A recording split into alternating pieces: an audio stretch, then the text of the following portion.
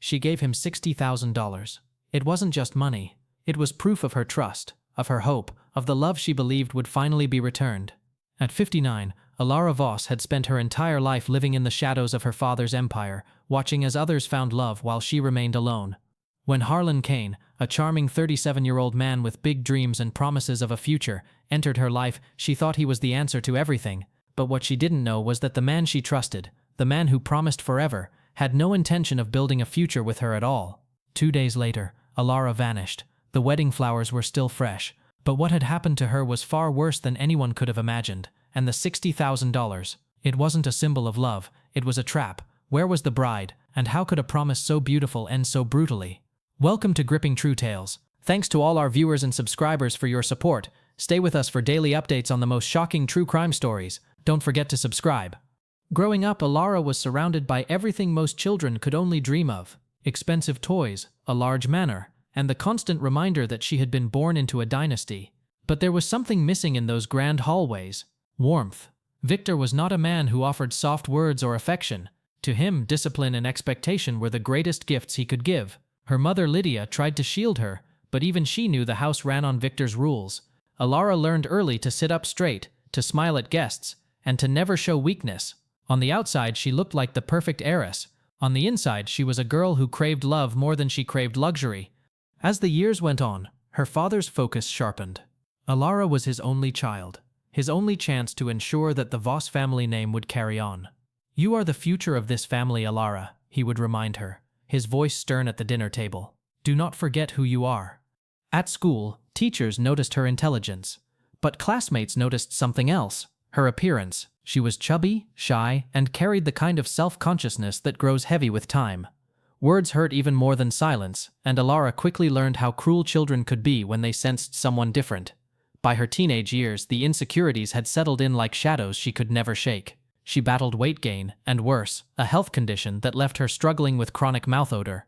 It was something she couldn't hide, and it became the unspoken barrier between her and the intimacy she longed for. She avoided long conversations, grew nervous in close company, and slowly built walls that no one seemed eager to break down. Friends drifted away. Suitors never came. While other girls experimented with dating and love, Alara retreated into herself, pretending she didn't care, when in truth, it was all she thought about. Food became her constant comfort. A slice of cake was more than sugar, it was relief. A late-night plate of pasta wasn't just dinner, it was the quiet embrace she never received. With every bite she filled the hollow, that loneliness carved deeper and deeper inside of her. But when the plates were cleared, and the house grew silent, the emptiness always returned.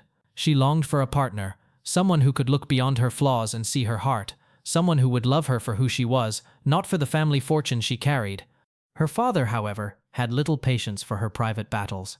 He wanted her strong, polished, ready to lead the company into the future. "Marriage will come," he would say dismissively, as if it were a business transaction, waiting for the right time. But for Alara, marriage wasn't business, it was salvation. She dreamed of a home filled with laughter, of a husband who cherished her, of children who gave her life meaning beyond balance sheets and boardrooms. Nights alone in her room, she would sometimes whisper to herself, "I just want someone to love me." Alara's friends had always noticed the gap between her wealth and her happiness. From the outside, she seemed to have everything. The grand manor, the luxury cars, the endless accounts filled with her father's fortune. But those who had known her longest could see the truth. Money bought her security, but it couldn't buy her peace. It couldn't hold her hand when the nights grew quiet, or assure her that she was loved for who she was rather than what she represented. Mira, her old college roommate, had been one of the few people who tried to reach past those walls Alara built around herself. Mira had known her before the weight of her father's company fully pressed down on her shoulders back when Alara was just a shy young woman trying to fit in. They often met for coffee in small bistros far from the boardroom circles of the Voss family name. It was in these quieter moments that Alara felt safe enough to reveal pieces of herself she rarely shared. One afternoon, Mira leaned forward, her tone warm but firm. "Alara, you're beautiful in your own way. You just need to let people in. You've spent so long protecting yourself that maybe you've forgotten how to let someone love you." She gave a hopeful smile, but her words seemed to slide off the armor Alara wore so naturally. Alara lowered her eyes, tracing her finger absent-mindedly along the rim of her coffee cup. After a long silence, she let out a faint, almost weary smile. "You don't understand, Mira. They don't see me. They see my father's money, or they see my flaws. Nobody ever just sees me." The words hung in the air, heavier than either of them expected. Mira's heart ached hearing them. The confession of a woman who had spent a lifetime being defined by everything except her own soul. For Alara, speaking those words aloud was like exposing a wound she usually kept hidden. Her voice didn't carry anger, it carried resignation, the quiet acceptance of a truth she had lived with for decades. Mira tried to protest, to remind her that love could still be found, that someone out there might truly see her. But Alara's faint smile only deepened into something bittersweet. She wasn't arguing with her friend. She was simply sharing a reality that had become impossible to ignore. In that moment, it became clear just how deeply loneliness had rooted itself in her life. For Mira, the exchange was unforgettable. For Alara, it was just another reminder that no matter how many people surrounded her, she always felt unseen. The older she became, the louder the pressure grew. In her 50s, she remained unmarried, childless, and still under the ever-watchful gaze of her father's legacy. In her eyes, she wasn't just failing herself, she was failing her family. The weight of being the last Voss to carry the name made her desperation sharper. She told herself that it wasn't too late, that love could still be found, that companionship could still be hers, but each year that passed left her more vulnerable to anyone who would whisper the right words. Harlan Kane was 37 years old when his path crossed with Alara Voss. By all outward appearances, he carried himself well, tall, well-groomed, and quick with a smile that could disarm a room. To strangers, he seemed ambitious, even charming. He spoke about the future with conviction, often dropping hints about the empire he was determined to build one day. But behind that charm was something else: opportunism. Harlan wasn't searching for love, he was searching for leverage. His friends, the few who truly knew him, often described him as restless. He had bounced from one job to another, never staying long enough to leave a mark, but always talking as if greatness was just around the corner. Bartending here, dabbling in real estate there, even working as a personal trainer for a short stretch. Each chapter ended the same, unfinished, abandoned, replaced with a new scheme that he promised would finally make him successful. At 37, Harlan felt the clock ticking. He didn't want to be seen as a man still figuring things out. He wanted stability, or at least the appearance of it. That was when he began telling people one of his core beliefs: "I'll only marry once I'm established. Once I've built my foundation, then I'll find the right woman." To outsiders, it sounded like discipline, like a man who knew his worth. But to those who looked closer, it was a carefully rehearsed line, one that could serve as both shield and bait. He could avoid commitment while also painting himself as someone who had standards, and for a woman like Alara, who desperately longed for a future to call her own, those words carried weight. When they met, Alara wasn't supposed to be there. She had been persuaded by a family friend who insisted she needed a night out. Harlan, on the other hand, had positioned himself in that room deliberately. He knew who she was, and he knew what she represented. When their eyes first met, Alara felt the rush of being noticed in a way she hadn't in years. Harlan made it easy, leaning in when she spoke, laughing at her jokes, making her feel as though her presence alone was enough to brighten his evening. For a woman who had spent most of her life unseen, this attention felt like sunlight breaking through clouds. Trust for Alara didn't come quickly, but Harlan had a way of presenting himself as dependable, as though he understood her vulnerabilities without needing to point them out. He spoke of his ambitions, his dreams of creating a stable life, and how he refused to settle for less than the future he envisioned. "I just want to build something real before I settle down," he said one evening as they lingered over dessert. To Alara it sounded noble, a man who valued security as much as she did. She didn't hear the subtext, that real meant money, and security meant whatever advantage he could gain from her. For weeks that turned into months. Harlan layered his performance with care. He listened just enough to make Alara feel heard. He spoke just enough about his hardships to earn her sympathy, but not so much that she would see his failures. In his words, he was always just on the brink of success, always one opportunity away from proving himself, and to Alara, who was eager to believe in him, he seemed like a man worth investing her heart in. Her emotional vulnerability, years of loneliness, decades of unmet longing, left her unable to see the cracks in his story. Mira, her old college roommate, had always been the type to notice the subtle changes others overlooked. She had watched Alara over the years through both the loneliness and the forced smiles, and she knew her friend well enough to recognize when something didn't quite add up. One afternoon, the two women sat across from each other in a quiet bistro, the hum of espresso machines filling the pauses between their words. Alara looked different, lighter somehow, almost glowing, as if the years of carrying loneliness had been replaced with a fragile hope. But Mira, ever the skeptic, felt the shift in her bones and couldn't keep her concern buried. "Alara, are you sure about him?" Mira asked, leaning in slightly, her voice lowered to something only her friend could hear. "He seems, I don't know, too polished, too eager, like he's always performing." Alara's eyes softened as she looked down at her cup. A faint smile tugged at her lips, the kind of smile that revealed both joy and vulnerability. She shook her head gently and looked back at Mira with an expression that carried years of silent longing. "Mira, you don't understand. He makes me feel seen, really seen. For the first time in my life, I don't feel invisible." Her voice trembled slightly, not from doubt, but from the weight of confessing a truth she had carried in silence.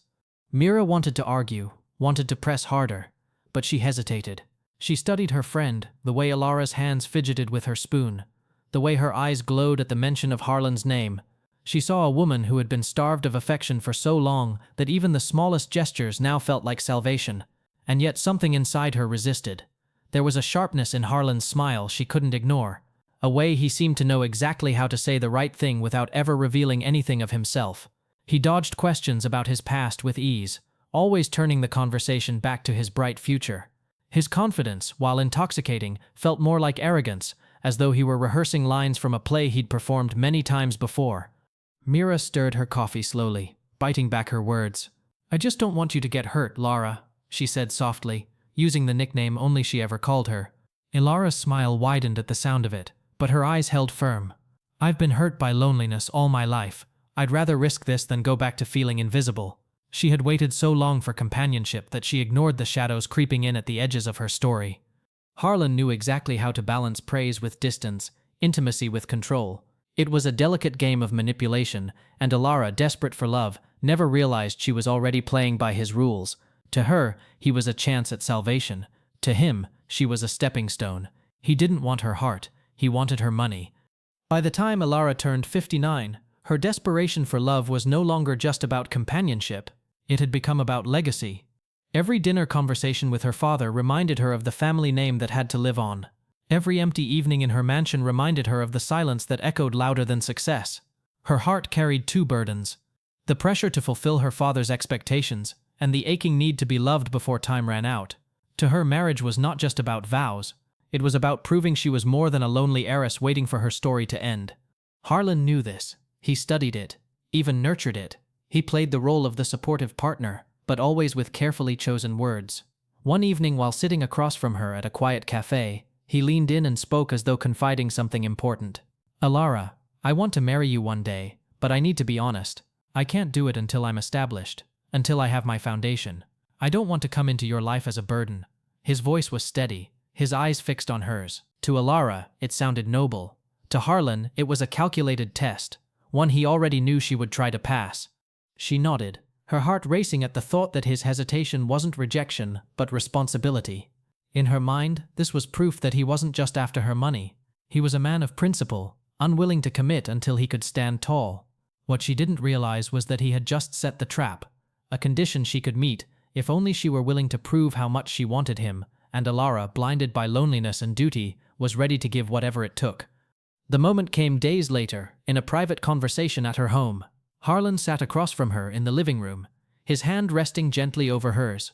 "If I had the capital, Alara," he said softly, "I could finally launch the business I've been dreaming of. Real estate, investments, something secure, and then I'd feel worthy of standing beside you as your husband." The words fell like bait into water, and Alara took them in with wide, hopeful eyes. All she heard was a man saying he wanted to be her husband, if only circumstances allowed it. That night she paced her bedroom floor, torn between caution and longing. She knew what her friends would say, Mira especially. They'd warn her not to confuse love with obligation, not to hand over her savings in exchange for promises. But when she pictured herself alone, the silence in the house grew unbearable. Wasn't love about sacrifice? Wasn't it about helping the person you wanted to spend forever with? She convinced herself this wasn't manipulation, it was devotion, and if she gave him the help he needed, he would surely give her the life she craved. A week later, the transfer was made. $60,000 slid quietly out of Alara Voss's account, a number on a screen that carried far more weight than simple digits. For Alara, it wasn't just a transaction, it was a declaration. Each zero felt like a promise, each dollar like a stone laid in the foundation of the life she desperately wanted to build with Harlan. When she clicked the button to confirm, she whispered to herself, "This is it. This is what love looks like." In that instant, the loneliness that had shadowed her for decades seemed to loosen its grip, replaced by a fragile bloom of hope. In her mind, this wasn't about money at all. It was about faith. Faith that Harlan truly intended to marry her. Faith that by supporting his dream, she was investing in her own future. She envisioned him using the money to build a business to establish the success he claimed he needed before becoming her husband. She pictured herself walking proudly beside him, not as the lonely heiress her friends pitied, but as the devoted wife who helped her husband become the man he wanted to be. For the first time in years, she told herself she was on the verge of happiness. She even began to plan small changes around the house, as if preparing for his permanent presence. A new set of dishes ordered online, curtains chosen with him in mind, and the quiet clearing of space in her closet for the clothes she imagined he would one day hang there. She told Mira during a phone call, her voice brimming with excitement. "He just needed a little help, that's all. And now he can finally feel ready to marry me. Can you imagine, Mira? After all these years, I won't be alone anymore." Mira's silence on the other end said more than her words ever could. For Harlan, however, the transfer was nothing more than the first victory in a game he believed he had already won. He smiled when the notification hit his phone. But it wasn't the smile of a man relieved by love. It was the smile of a man who had confirmed just how far Alara was willing to go for him. In private, he told himself he had her exactly where he wanted her. To him, $60,000 was not the start of a marriage. It was leverage, a test of control he had no intention of giving back. But Alara could not see this. She only saw the tenderness in his voice when he said, "You'll see. This is the beginning of everything for us." She replayed those words in her head like a lullaby, convincing herself they meant permanence, devotion, and the family she always longed for. Her father's stern reminders about legacy faded from her thoughts. The voices of her skeptical friends quieted. All that remained was Harlan, and the belief that the man who held her hand was finally the one who would never let go. What she didn't know was that she had just given him more than money. She had handed him trust, blind, unshakable trust, the kind of trust predators rely on. And once he had both her money in his pocket and her heart in his hands, the countdown to tragedy had already begun. Mira noticed the change almost immediately. Her friend, once guarded and cautious, suddenly spoke with the enthusiasm of a teenager in love. When Alara called her one evening, her voice carried a kind of energy Mira hadn't heard in years. She spoke about Harlan with breathless excitement about his plans for the future and how everything was finally falling into place. But the moment Alara mentioned the financial transfer, Mira's froze. "Alara, you gave him how much?" Mira asked, her tone sharp with disbelief. "60,000? Alara said quickly, almost defensively, as if rushing past the number would soften its impact. She added with urgency, "But it's not like that, Mira. This isn't about money. This is about building our life together." Mira took a deep breath, steadying her voice, but the worry came through. "Alara, listen to me. If a man really loves you, he doesn't need you to pay for his devotion. Love isn't a condition. He shows it in actions, not in contracts, not in transfers." Alara tried to explain. "You don't understand, Mira. He finally wants a future with me. For the first time, I feel like I'm not an outsider in my own life. I can't let fear take that away." Mira closed her eyes, fighting the urge to shout. She wanted to grab her friend through the phone, to shake her into seeing what was obvious. This wasn't love. It was exploitation. But she also knew Alara's heart, fragile, hopeful, and stubborn once it latched onto something it believed in. Mira softened her tone, her voice dropping to almost a whisper. "Alara, I've known you for half your life. I know how much you want this, but sometimes the thing we want most blinds us to the danger right in front of us." Alara smiled faintly, her voice trembling with both fear and hope. "I know you're worried, but Mira, please let me have this. Just once, let me believe that someone wants me. Not for my father's company, but for me. He's not perfect, but he's here, and I can't walk away from that." Mira's eyes filled with tears. She couldn't let her friend hear. She pressed her lips together. Realizing that nothing she said could pull Alara back, the decision had already been made. Alara had chosen love, or at least the illusion of it, over caution, and though Mira wanted to argue, to beg, to warn her again, all she could manage was a heavy sigh into the phone. "I hope you're right, Lara. I really do." Alara's reply was simple, almost childlike in its fragile conviction. "I know I am." For Mira, that was the moment she felt the ground shift beneath her friend's life. The moment where hope eclipsed reason, and where love or the desperate need for it overpowered every warning sign. The contrast between her hope and his hidden intentions grew wider with each passing day. She decorated her house with new flowers, convinced she was preparing a home for her husband. He meanwhile moved money around quietly, already thinking ahead to a life where she no longer existed. To her, the transfer of $60,000 was the birth of a marriage. To him, it was the beginning of the end. With money in his pocket and her heart in his hands, the countdown to tragedy had already begun. August 15, 2020. The morning sun fell gently across the Voss family manor, where an intimate ceremony had been planned. It wasn't the lavish event most people expected from the daughter of a wealthy businessman. Instead, it was smaller, quieter, a gathering of family, close friends, and a handful of business acquaintances who had been politely obliged to attend. To Alara, the intimacy made it perfect. After years of being defined by wealth and legacy, she didn't want extravagance. She wanted love. And that morning, standing before her mirror in a lace gown that fit her imperfectly but carried her dream, Alara believed she had finally found it. Her emotions were a mixture of relief and joy. The whispers of doubt that had haunted her for decades seemed to fade as she adjusted her veil and whispered to herself, "This is it. This is real." When she walked down the aisle, her father steady at her side, his face carved in stone, she felt every eye on her. But for once she didn't shrink away. She lifted her chin, her steps measured, her heart pounding not with fear, but with a fragile kind of triumph. She was no longer the lonely woman waiting for love to find her. She was a bride. Yet among the guests, skepticism hung in the air like an unspoken vow. Family members exchanged glances that lingered longer than smiles. A cousin leaned toward another relative and muttered, "He's too smooth. I don't trust him." A childhood friend of Alara's shook her head, whispering, "It's too fast. She barely knows him." Even those who wanted to be happy for her couldn't ignore the undercurrent of unease. The age difference, the suddenness, the way Harlan seemed to glide through the day as if rehearsing a role, it all unsettled them. Harlan, for his part, wore his mask well. His smile stretched wide, his arm firm around Alara's waist as the vows were spoken, but beneath the surface, his detachment was chilling. He didn't hold her gaze the way she held his. His eyes darted past her to the guests, to the cameras, to the moment after the ceremony when the performance would be complete. For him, this wasn't a union, it was a transaction dressed in flowers and champagne. And though Alara clung to every word of his vows as if they were salvation, Harlan repeated them with the calmness of a man simply reciting lines. The reception carried the same contrast. Alara glowed, her laughter spilling over as she thanked guests and clung to Harlan's arm. She spoke of the future with conviction, how they would travel, how they would build something lasting, how she finally felt complete. Harlan nodded at all the right moments, but his warmth was practiced. He offered charming anecdotes, danced when asked, and smiled for photographs, but never let the mask slip long enough for anyone to see the calculation behind his eyes.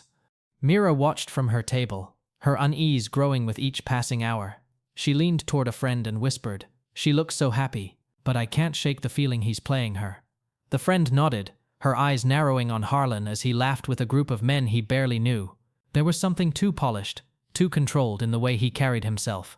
And while Alara basked in the glow of her wedding day, the whispers in the room grew louder, weaving a thread of doubt through what should have been a celebration. As the evening wound down, Alara pulled Mira aside, her face flushed with joy. "Can you believe it? After all this time, I'm finally someone's wife." Mira forced a smile, holding her friend's hands tightly. "I'm happy for you, Lara. Truly. I hope he deserves you." Alara's smile faltered for only a moment before she shook her head. "He does. He finally makes me feel like I belong." Mira hugged her, but her heart carried a heaviness she couldn't put into words. The night ended with toasts and promises, with Alara convinced that her dream had come true. To her, this was the beginning of everything she had ever longed for. Love, companionship, and the promise of a legacy carried forward. She drifted to sleep that night with the glow of a bride, her heart convinced that the loneliness of the past had finally been buried. But what Alara could not see was the cold calculation in the man she had just vowed to love. Harlan Kane had gotten what he wanted: her name, her money, her trust. For him, the wedding was not a beginning. It was the final step in a plan he had carefully crafted. The first night of their marriage carried none of the warmth Alara had imagined. After the reception, she walked into her home with a heart full of joy. Convinced that this was the beginning of everything she had ever dreamed of, she busied herself with small gestures, pouring champagne, lighting a candle, adjusting flowers on the counter, all attempts to set a tone of intimacy and belonging. Harlan, however, remained detached. He offered polite smiles, a quick toast, and then retreated into silence, scrolling his phone when he thought she wasn't watching. To Alara, the coolness felt like nerves, the awkwardness of a man adjusting to new commitments. She convinced herself it would change with time, that love sometimes took patience. That night she lay beside him, whispering to herself that she was finally a wife. She ignored the emptiness in his touch, choosing instead to hold on to the hope that tomorrow and the days after would bring the closeness she craved. August 17, 2020. Just 2 days after she walked down the aisle, Alara Voss vanished without a trace. For her family, it began as a faint unease, unanswered calls, delayed text messages, and the sudden silence of a woman who had always kept close ties with those she loved. That day, Alara's father, Victor, picked up the phone with the simple thought of extending an invitation to his newly married daughter and her husband. It wasn't just a meal, it was his way of signaling that he was ready to acknowledge Harlan as part of the family, even if he still carried private doubts. The phone rang once, twice, then 3. Before rolling over to voicemail, he frowned, but dismissed it. Perhaps Alara was still asleep, recovering from the whirlwind of the last 2 days. He knew weddings could be exhausting, and she had been glowing in a way he hadn't seen since she was a child. With a gruff shake of his head, he muttered, "Let her rest," and set the phone back on the desk. But by late morning, the silence lingered. He tried again, listening to the familiar ring, waiting for the warmth of her voice. Again, nothing. This time, he left a message. His tone somewhere between stern and fatherly. "Lara, it's Dad. Call me back when you're up. I want to have you and Harlan for dinner tonight. We should talk." He hung up, expecting the call to come within the hour. It never came. By afternoon, the unease began to settle in his chest, like a weight he couldn't shake. Victor wasn't a man given to worry easily. Decades in business had hardened him against panic, but this was different. Alara had always returned his calls, no matter how strained their relationship sometimes felt. She was dutiful to a fault, careful never to give him cause to think she was neglecting family obligations. For her to ignore 2 then 3 calls in a single day was unlike her. He paced his study, staring at the dark screen of his phone, willing it to light up with her name. At one point, he dialed Harlan's number instead. The call went unanswered. He tried again. This time, it went straight to voicemail. That was when the first true whisper of fear crept into his thoughts. Something wasn't right. Something about the silence felt deliberate, unnatural. By evening, he found himself dialing not just out of duty, but out of desperation. Each unanswered ring grew louder in the quiet of the Voss manor. He paused at the window, looking out over the manicured lawn, and for the first time in years, Victor Voss, the powerful man who always had control, felt powerless. Her cousin tried next, then her best friend from childhood. Each time the phone rang, but no familiar voice answered. Mira, who had watched her friend marry just days earlier, called 3 times that evening, each time leaving a message that grew more anxious. "Alara, it's me. Just call back, okay? I need to hear from you." The replies never came. For a woman who had spent most of her life yearning for connection, her sudden silence was a warning bell that could not be ignored. By Monday morning, concern had spread.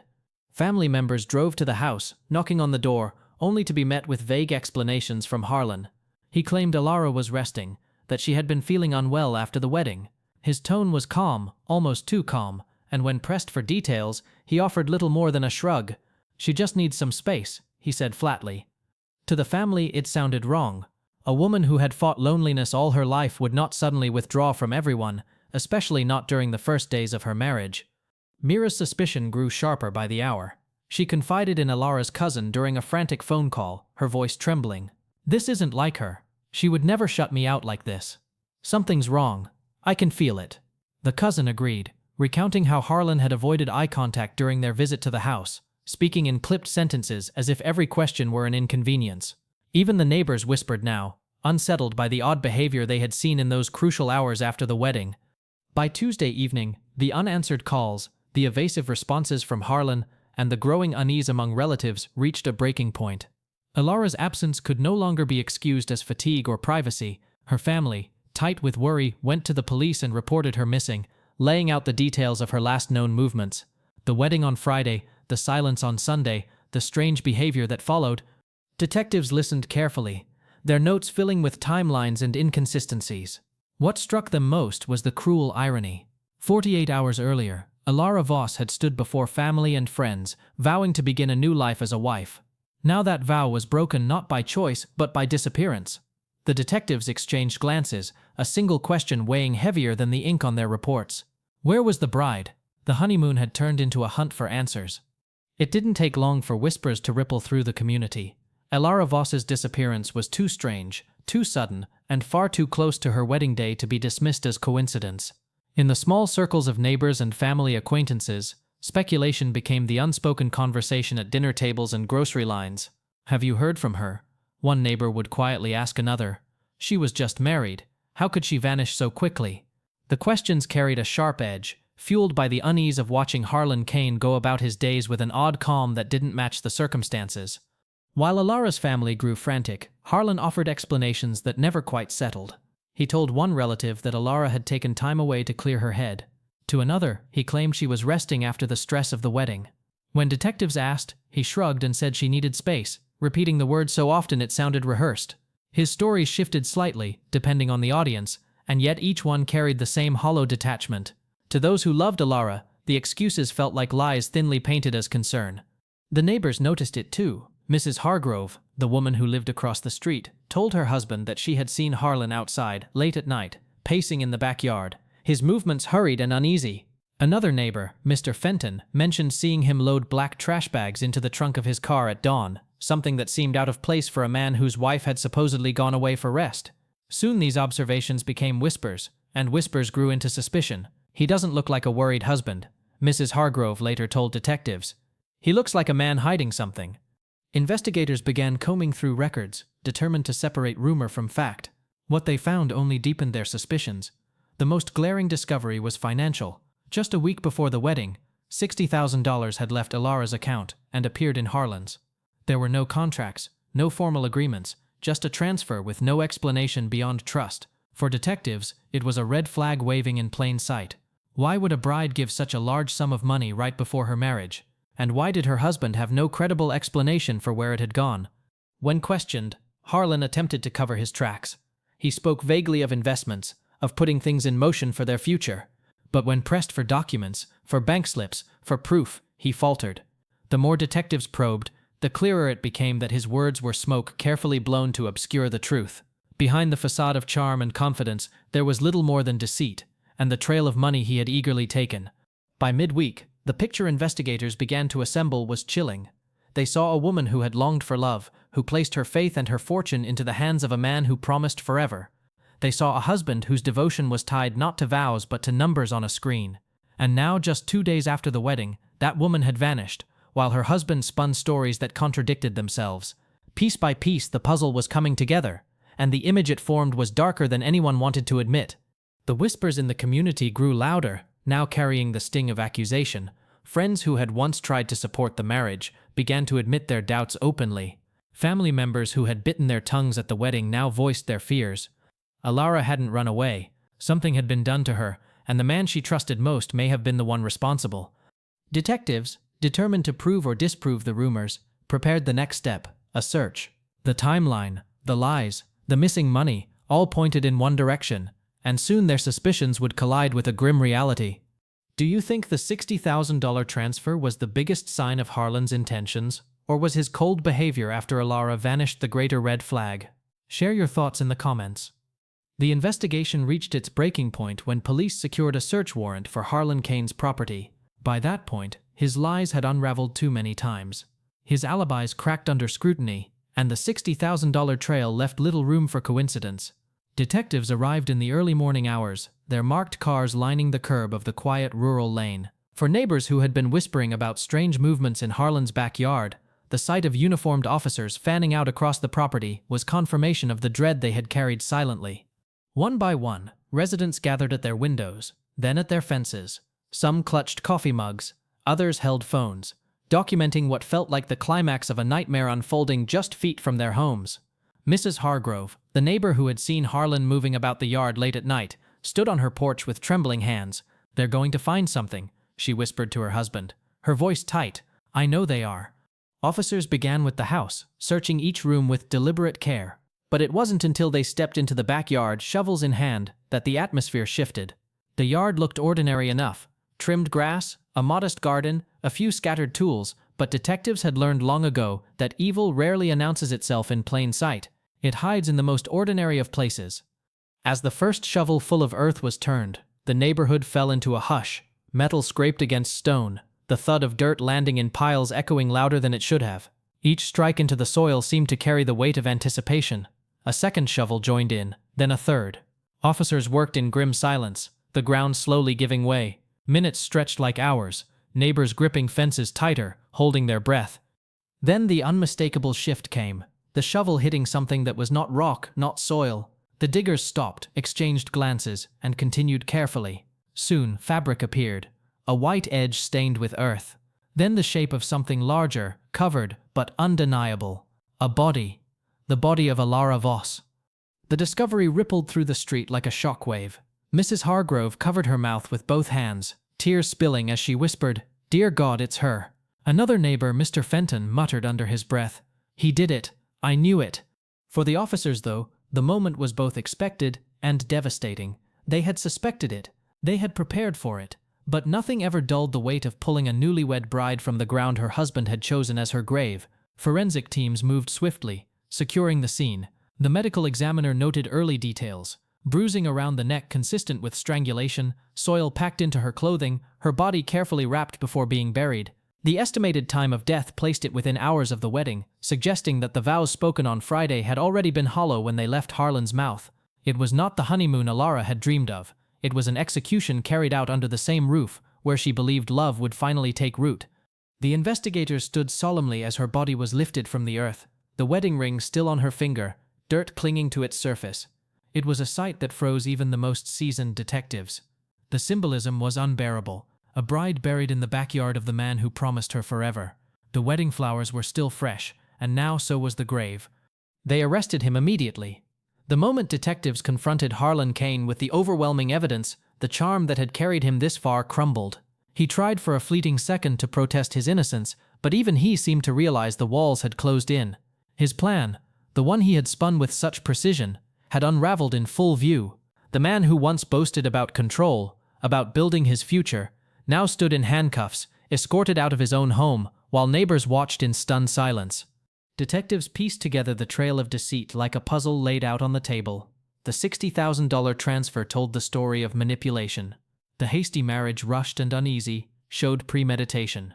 The sudden disappearance, followed by Harlan's evasive explanations, revealed a man desperate to mask the truth. Every thread, when tied together, formed a rope that tightened around him with unshakable certainty. In the precinct, as Harlan was booked, reporters gathered outside, their cameras flashing as word spread of the arrest. Headlines would soon read, "Newlywed husband arrested in bride's murder just 2 days after wedding." To the public, it was almost unthinkable.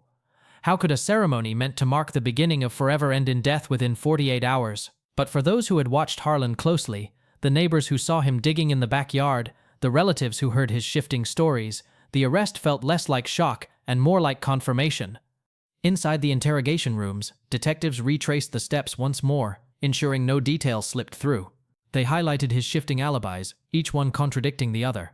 They revisited testimony from friends who said Alara was joyful, certain about her future, unlikely to run away. They presented the forensic reports, her time of death closely aligned with the wedding night, the signs of strangulation, the soil still fresh when she was found. Every detail was a nail in the coffin of his lies. Harlan remained mostly silent, staring at the table, offering only occasional denials that sounded weaker with every word. "I didn't mean for it to happen," he mumbled at one point. But the detectives pressed on. They knew this wasn't an accident. This was calculated, a plan built on greed and carried out with chilling precision. To them, his words were not confession. They were cowardice, an attempt to soften what could not be softened. Outside the police station, Alara's family gathered, their grief colliding with anger. Her father, Victor, stood rigid, his voice breaking only once as he told reporters, "My daughter deserved love, not this. She gave everything to him, and he took her life." Mira, unable to hold back tears, whispered to another relative, "She believed in him. She really thought he was her chance at happiness, and he used that against her." Their words carried the weight of betrayal that went beyond money or inheritance. It was the violation of trust, the destruction of hope. The community echoed those feelings. Neighbors who once nodded politely at Harlan now condemned him openly. "He buried her like she was nothing," Mr. Fenton told an officer. "That's not just murder. That's pure cruelty." Mrs. Hargrove shook her head, still haunted by the memory of seeing him in the yard. "I knew something wasn't right. I just didn't know how wrong it really was." For detectives, the case stood as a grim reminder of how easily charm and manipulation can disguise intent. Harlan had presented himself as a man with ambition, but in truth, he was a predator who saw in Alara not a partner, but an opportunity. His plan, take the money, marry quickly, erase the obstacle, was undone by the very arrogance that led him to believe no one would question him. In the end, it wasn't one piece of evidence that brought Harlan down, but the accumulation of them all: the money, the lies, the missing bride, the grave in the backyard. Each thread on its own might have raised suspicion, but woven together, they told the full story of a man who never wanted love, only power. And as Harlan sat in his cell that night, staring at the walls closing in, detectives knew one thing with certainty: greed had driven his every move. But it wasn't his only betrayal. He had stolen more than money. He had stolen the chance for a woman who had lived her life waiting for love to finally feel what it meant to be truly seen. February 15, 2021. When Harlan Kane was led into the courtroom, shackled and expressionless, the world that had once seen him as a charming husband now saw him for what he truly was: a man accused of murdering his wife only 2 days after marrying her. The trial drew wide attention. Journalists filled the benches, sketch artists traced his features with sharp lines, and family members clutched tissues as they braced themselves to hear the details laid bare. This was not just about Alara Voss's death. It was about exposing the cold calculation that had turned a marriage into murder. The prosecution wasted no time. Piece by piece, they laid out the timeline for the jury. The $60,000 transfer, proof of motive; the rushed wedding, proof of planning; the sudden disappearance, proof of opportunity; and finally, the body buried in the backyard, proof of guilt. Each exhibit projected on the courtroom screen carried a weight that no words could soften. The wedding photographs, still fresh with smiling faces, contrasted cruelly with crime scene images of Alara wrapped in earth-stained fabric. The contrast left the room in silence, broken only by gasps and muffled sobs from the Voss family. Witnesses took the stand one after another. Mira, her voice trembling, spoke of her friend's fragile hope. She believed in him, she said, pausing to wipe her tears. She thought he was her second chance, and he used that trust to destroy her. Neighbors described Harlan's odd behavior, his midnight digging, his evasive manner. Detectives gave methodical testimony, explaining how each lie collapsed under scrutiny, how the forensic evidence matched the timeline exactly. When it was his turn, Harlan sat stone-faced, offering no apology, no remorse. His defense tried to paint the picture of a man overwhelmed, of a tragic accident misunderstood, but the evidence was too strong, the narrative too precise. The jury saw through every attempt to soften his actions. This wasn't a moment of weakness. It was a deliberate plan carried out with chilling calculation. After days of testimony and hours of deliberation, the jury filed back into the room. The silence was suffocating as the foreman stood holding the slip of paper that would decide Harlan's fate. "We, the jury, find the defendant guilty." The word hung in the air like a final sentence, sealing the fate of the man who thought he had built the perfect plan. The judge's voice followed, firm and unwavering. For the murder of Alara Voss, Harlan Kane was sentenced to death. The courtroom erupted. Some gasped, some wept, others nodded in grim relief. Victor Voss, her father, closed his eyes tightly, a single tear sliding down his weathered face. Mira leaned into her husband's shoulder, whispering, "She finally has justice." But even as the gavel struck, even as Harlan was led away, the room carried a truth heavier than any sentence. Justice could punish the guilty, but it could never return what was lost. Alara's voice was silenced. Her dreams were buried, and the love she longed for was turned into the very weapon that ended her life. He was arrested, and in court, the truth came out. Cold, calculated, and merciless, the jury found him guilty. His sentence was death. Alara Voss's story is not only about one woman and one man. It is about the universal hunger for love and the dangers that come when that longing meets someone willing to exploit it. Loneliness is not a weakness, but it is a vulnerability. And for people like Harlan Kane, vulnerability is an opportunity. He didn't fall in love with Alara. He studied her, identified her insecurities, and used them against her.